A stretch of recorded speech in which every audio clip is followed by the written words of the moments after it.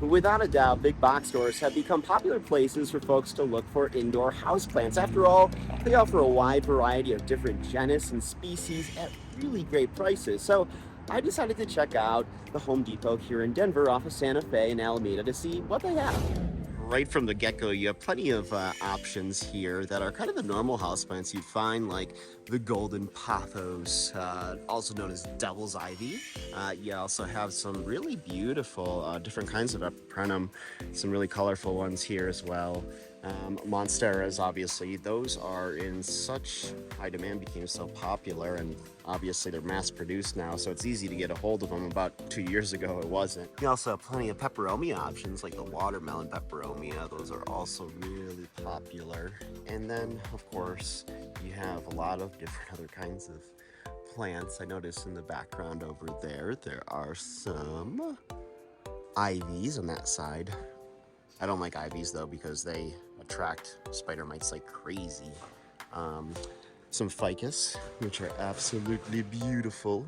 I love their darker variegation in their colors, which is awesome. And here those ivies right here. I had an ivy once and it got crazy infested with spider mites, so I tend to stay away from them. What I have noticed more so in a lot of the box stores is that they're offering a lot of Hoyas, and the Hoyas have always been popular, but they started to get even more popular within the last year again. And what's cool about having them at box stores is that at a lot of shops, you would probably find like a Hoya Carnosis cost about I don't know, 40 bucks, 35, but here it's only $8. So it's a really good deal. There's such beautiful plants, the Hoya Carnosis, because they change from a white to a pink to a green. They're really stunning. And you have some calatheas. I try to stay away from calatheas as much as possible for the same reason I do with ivies, given their spider mite magnets as well. Crotons are really cool too. They kind of give that Jurassic Park-like vibe. They're good plants as well. And then you have, your palms, your normal palms. And take a look at these fiddly figs, how big they are. I mean, this one's about 4'5" with a price tag of only $60. That's a really good price. Of course, they're being mass produced again, so it just makes it easier to get a hold of them.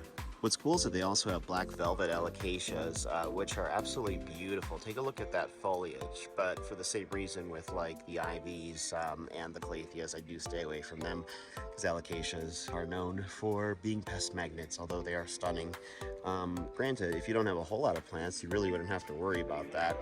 But take a look at how big these crotons are that they have here. These are such beautiful fall colors, and these plants do so well, and for only $24.98, it's hard to go wrong with that. And as much as I love orchids, and I'm sure many of you do as well, I have to issue another warning, especially when you're getting orchids that are coming from a big box store, is that when you do, it is important, always important to kind of look inside the plant, because you will, I guarantee you, find webbing in there in some form or fashion, because alas, our friends the spider mites, they absolutely love orchids. And if you were not to notice the fact that they had webs in them and you brought that home, put around other plants, they can quickly spread to other plants. So just give them a look. But other than that, for $14.98, you can't go wrong, especially with these beauties. Look at how colorful they are.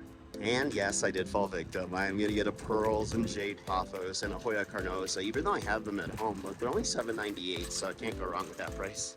So what I found with box stores is that it's really hit or miss. Sometimes you'll find some gems, other times it'll be more generic plants.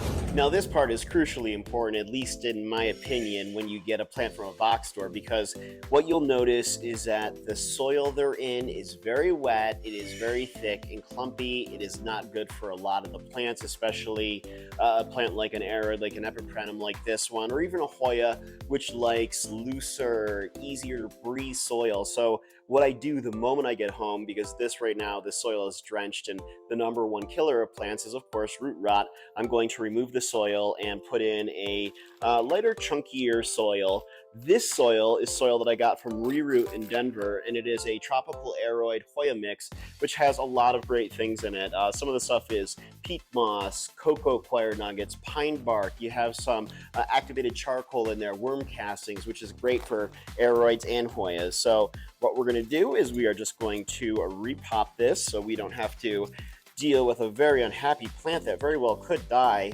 because of how jam-packed the soil is. And you can see even like leaves are falling off because this is just kind of tough stuff for them to be in. And I always hate seeing plants inside box stores because they look so beautiful, but the fact is that they're inside this really awful wet soil. And the reason why these places send them in this soil is because they're coming from out of state a lot of the time. And what happens in a situation like that is you want to make sure that the plant's going to survive, that the soil isn't going to dry out, and that the plant will arrive healthy. So oftentimes in a lot of box stores, you will see that the plants will look great for the first couple days that they're on display, and then all of a sudden they will just start to wilt or they will start to die, and it will not look good. Fortunately, wow, this is really wet soil. Fortunately, this soil is coming apart pretty quickly. The roots look pretty healthy. And what's also good about this, and what I enjoy doing about this, is that it also allows me to look for any pests that may have been transferred in the box store with these plants, pests that might be inside of the soil or on the leaves of the plants or anything of that nature. This is insane. This is just like mud, basically. This is the kind of soil that a Hoya and an epiprenum, which is an aroid, would absolutely hate. Fortunately, we're going to put it in some good soil. And we're also going to reach for our friend over here. Let's see. I'll just walk around the corner. I'm going to grab some rooting hormone. And what I like to do is just kind of put this on the roots of the plant a little bit because, I don't know, it's supposed to like help the plant kind of transfer over well to new soil. I don't know if it works, but every time I've done it with a plant, it seems to do its job beautifully. So we're going to do that, and we shall take this water and just wash off a little bit. Here we go. Wash off some of that soil, wash off the leaves. Normally, when I get a plant from like a really good reputable shop, like one of the awesome shops in Denver, whether it's a place like the Brown's Petal, the Plant Room, or Reroot, or the Plant Garage, they do a really good job with the soil that they have their plants in. And so normally I would not transfer out the soil from those plants, knowing that, you know, it's really good soil and I don't want the plant to go into shock, because not only are you transporting it out of its home, its soil, but you're moving it into a completely different environment from a store into your home, and a plant needs time to acclimate to those areas. So now that we have this in there, I'm gonna put a little bit more soil in, and I'm gonna reach for my water bottle over here, because I don't think I'm gonna water this today just because that was in such wet soil, but I am going to moisten the new soil I'm putting in there just so the roots kind of familiarize themselves a little bit with it. So we're just going to add more around here. This is such great soil. Reroot does a really good job with creating its soil.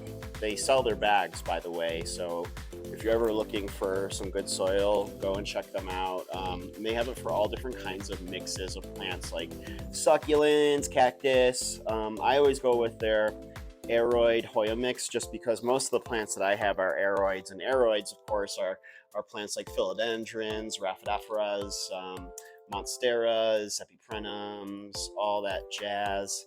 So let's see. In this soil, because there's such good chunks of like orchid bark and cocoa coir in here, and perlite, it's so breathable for those roots, and it allows them to get around. So there we go. We have a happy plant now. You can take a look and see, this is the good soil right here, okay?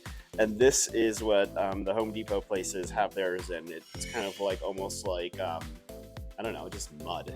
So that's how I go about when I purchase a plant from a box store. I always make sure to transfer it out of its soil right away, just so it has a better chance of surviving.